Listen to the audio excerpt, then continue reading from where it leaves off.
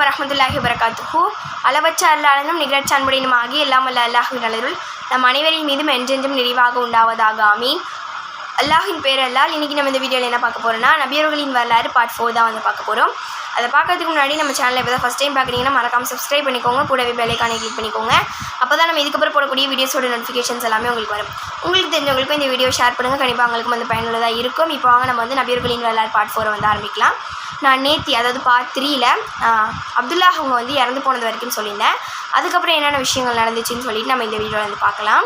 அவங்க இறந்து போய் ஒரு 2 திங்கள் வந்து முடிஞ்சிச்சு. அதுக்கப்புறம் வந்து சாயங்கால நேரத்தில் எல்லோரும் கூட்டமாக வந்து குதிரையிலையும் அதுக்கப்புறம் ஒட்டகத்துலேயும் வந்து போயிட்டுருக்காங்க. இதை பார்த்துட்டு சில பேர் வந்து அங்குள்ள மக்கள்கிட்ட கேட்குறாங்க, இவங்களாம் வணிகர்களா, வணிகத்துக்காக கூட்டமாக போயிட்டுருக்காங்களா அப்படின்னு சொல்லி கேட்குறாங்க. அதுக்கு அவங்களாம் இல்லை அப்படின்னு சொல்கிறாங்க.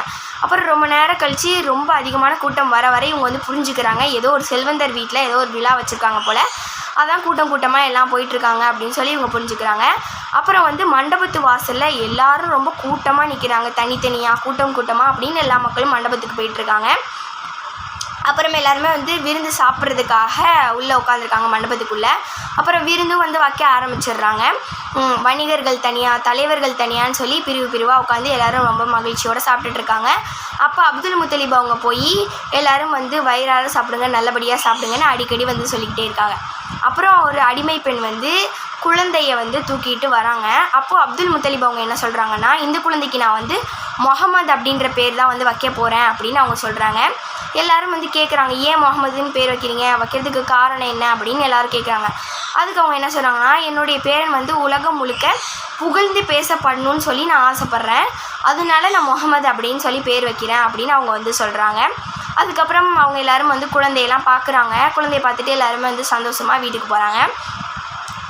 இங்கே ஓடிட்டுருக்க இசை, இங்கே எல்லோரும் கூட்டமாக வர்றது, இது எல்லாத்தையும் வந்து அவங்க அமீனா அம்மையார் வந்து கவனிச்சுக்கிட்டு தான் இருக்காங்க. ஆனால் இருந்தாலும் அவங்களால வந்து விழாவில் கலந்துக்க முடியல. ஏன்னா அவங்களுடைய கணவரை நினச்சி அவங்க ரொம்பவும் கஷ்டத்தில் இருக்காங்க. நம்ம வந்து போன வருஷம் இந்த நேரம்லாம் வந்து ஒரு புது மணப்பெண்ணாக நம்மளுடைய கணவர் கூட ரொம்பவே சந்தோஷமாக இருந்தோமே, இப்போ ஒரு விதவையாக நம்ம வந்து உட்காந்துருக்கோமே அப்படின்னு அவங்க நினச்சி அழுதுகிட்டே இருக்காங்க. அப்புறம் அவங்க மனசுக்கு அவங்களே ஆறுதல் சொல்லிக்கிறாங்க.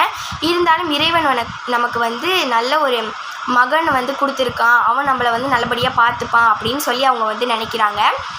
அதுக்கப்புறம் வந்து அவங்களுடைய அண்ணன் வந்து அவங்களுக்கு ஆறுதல் சொல்கிறாங்க, அழ வேண்டாம், உன்னுடைய மகன் வருங்காலத்தில் ஒரு நல்ல ஒரு அரசனாகவும் தலைவராகவும் வருவான் அப்படின்னு சொல்லி அவங்களுக்கு வந்து ஆறுதல் சொல்கிறாங்க. இவங்க வந்து இவங்களுடைய குழந்தைக்கு 7 நாளாக வந்து பால் கொடுக்கவே இல்லை. அதனால வந்து அப்துல் முத்தலிப் அவங்களுடைய கடைசி மனைவியின் மகனுக்கு யார் பால் கொடுக்குறாங்களோ, ஒரு செவிலியர் பால் கொடுக்குறாங்களோ, அவங்க தான் ஆமீனா அம்மையாருடைய மகனுக்கும் வந்து பால் கொடுக்குறாங்க. மக்காவில் ஒரு வழக்கம் இருந்துச்சு, யாராவது செல்வந்தர் வீட்டில் ஒரு குழந்தை பிறந்துச்சுன்னா அதை வந்து கிராமத்தில் கொடுத்து வளர்த்து வர சொல்கிற ஒரு வழக்கம் இருந்துச்சு. இவங்க வந்து அதை ஹலீமா அப்படின்ற ஒரு அம்மையார்ட்ட தான் வந்து கொடுக்குறாங்க. அங்கே அவங்க கிளம்புறப்ப நடந்த ஒரு விஷயத்த வந்து ஹலீமா அம்மையார் சொல்கிறாங்க. அது என்னன்னு சொல்லி பார்க்கலாம். அவங்க வந்து மக்காவுக்கு கிளம்புறாங்க. ஒரு செல்வந்தர் வீட்டு குழந்தையை அழைச்சிட்டு வந்து நம்ம வளர்ப்போம் அப்படின்னு சொல்லிட்டு அவங்க வந்து கிளம்புறாங்க. அவங்களுடைய கணவர், அதுக்கப்புறம் அவங்களுடைய தங்கச்சி மகன், அவங்க எல்லாருமே வந்து கிளம்புறாங்க. அப்போது அவங்க போயிட்டுருக்கப்ப கழுதை வந்து கணச்சிருச்சு. அதனால அவங்க வந்து போகல, அப்படியே நின்றுட்டாங்க அந்த இடத்துலையே.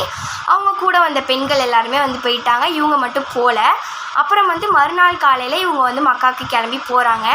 ஏதாவது செல்வந்தர் வீட்டு குழந்தைய அழைச்சிட்டு வந்து நம்ம வளர்க்கலாம் அப்படின்னு சொல்லிட்டு போகிறாங்க. ஆனால் எல்லா பெண்களுக்கும் வந்து குழந்தைய கொடுத்துட்டாங்க, இவங்களுக்கு மட்டும் எந்த குழந்தையுமே இல்லைன்னு சொல்லிட்டு இவங்க ரொம்பவும் கஷ்டத்தோடு ஓரமாக போய் உட்கார்றாங்க. அப்போது அப்துல் முத்தலிப் அவங்க வந்துட்டு ஒரு குழந்தையை காமிச்சு, இந்த குழந்தையை நீங்கள் வளர்க்குறீங்களா, வளர்த்து தரீங்களா, இது ஒரு அனாதை குழந்தை அப்படின்னு சொல்லி காமிக்கிறது இவங்க கவனிச்சிட்ருக்காங்க. நம்மக்கிட்டேயே வந்து கேட்பாங்களான்னு சொல்லி இவங்க ஏங்கிட்டு இருக்காங்க. அதுக்கப்புறம் வந்து அவங்கக்கிட்ட கேட்குறாங்க, உங்கள் பேர் என்ன அப்படின்னு சொல்லிட்டு. அவங்க வந்து அப்துல் முத்தலிப் அப்படின்னு சொல்கிறாங்க. அப்புறம் இவங்க வந்து நம்மக்கிட்டேயும் தருவாங்களான்னு சொல்லி யோசிச்சுட்டு இருக்காங்க. அப்போ வந்து அவங்க கொடுக்குறாங்க, இந்த குழந்தைய நீங்கள் வளர்த்து தரீங்களான்னு சொல்லிட்டு. இவங்க கணவர்கிட்ட வந்து அனுமதி வாங்கிக்கிட்டு குழந்தைய வாங்கிக்கிறாங்க ரொம்ப சந்தோஷமாக. அவங்களுடைய தங்கச்சி மகன் என்ன சொல்கிறாங்கன்னா, இது ஒரு அனாதை குழந்தை அல்லவா, நம்ம வந்து ஏதாவது செல்வந்தர் வீட்டு குழந்தையை தானே வளர்க்கலான்னு இருந்தோம், நீங்கள் என்ன அனாதை குழந்தையை வாங்குறீங்க அப்படின்னு அவங்க கேட்குறாங்க.